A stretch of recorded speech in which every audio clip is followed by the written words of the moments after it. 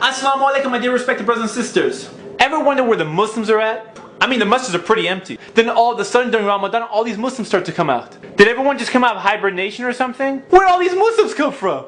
I mean, the masjid is full. SubhanAllah, this is awesome. But what about the rest of the year? I'm not just talking about Muslims at the masjid. I'm talking about overall. Where are the Muslims at? You know, being Muslim is not a seasonal thing. Being Muslim means full-time, year-round. That means you're worshiping Allah subhanahu wa ta'ala 24/7, 365 days a year, and that includes holidays too. Unlike other religions where they worship once a week, Muslims worship every single day, in all your actions. Worship?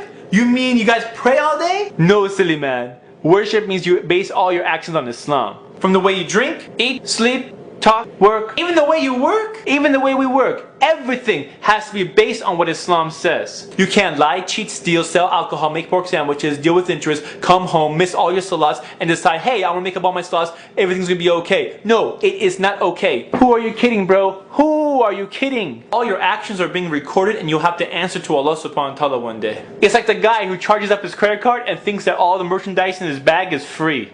It's free! It's free! It's free! It's not free! It's not free?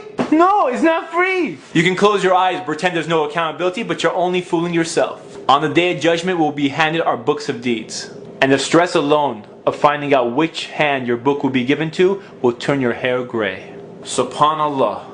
Many of our actions that take us away from Islam is based on our desires and greed. I love it! I love this! I love you! I want this! I want that! I want it all! I want it all! Why screw up your credit with Allah subhanahu wa ta'ala? It's okay! I'll ask for forgiveness when I get older, man! Get older? What? Who guaranteed you tomorrow? Huh?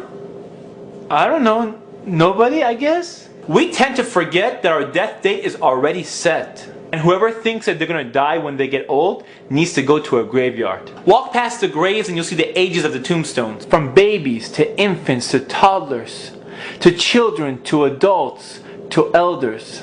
SubhanAllah, none of these people will have a second chance. There is no second chance for them. But as long as you're alive, you have a second chance to change your life. But many of us assume since Allah subhanahu wa ta'ala is the most forgiving, we can do what we please and Allah subhanahu wa ta'ala will always forgive us. And you assume nothing. Only Allah knows who He will forgive and who He will not forgive, and Allah is not a fool. And you cannot fool Allah subhanahu wa ta'ala.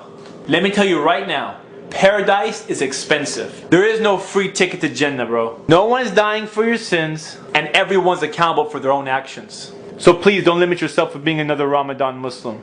Take the opportunity during Ramadan to strengthen yourself when Shaitan's chained up. So when he does come back, you'll have a stronger iman and you can be strong throughout the rest of the year, inshallah. And if you thought masjids during the Ramadan are busy, you should come to Eid. Come on down to Eid prayer. You won't see more Muslims than any prayer throughout the entire year. You would think the Eid Salat is the most important Salat in Islam. Everyone and their mama's there, people are dressed nice, they smell good, everyone's smiling. And subhanAllah, we should dress nice and we should smell good. Alhamdulillah, it's Eid. But some people, they look like they're going to a non-Muslim fashion show. You know what I'm saying? Astaghfirullah, bro. I know what you're saying. I know what you're saying.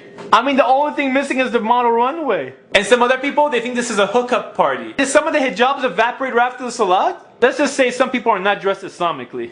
I call it the not so halal meat market.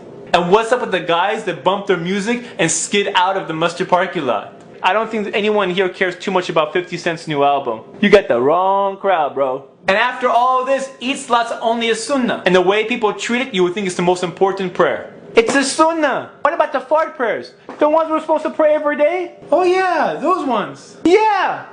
SubhanAllah. What are we doing? Don't get me wrong. There's people that pray 5 times a day. Then there's people that pray just during Ramadan. Ramadan Muslims. And unfortunately, there's people that only pray once a year during Eid. And then there's people that don't pray at all. I mean, how can we complain about the situation of the Ummah if we disconnect ourselves from Allah subhanahu wa ta'ala? If you lose Allah subhanahu wa ta'ala, you lose everything. Nothing in this life is worth Jahannam. Nothing. Nothing. So let's not be Muslims part-time. Let's be Muslims full-time, inshallah. May Allah forgive us and increase our iman. And I speak to myself before I speak to those who are watching. Jazakallah khair. This is Ali reminding you just in case you forgot.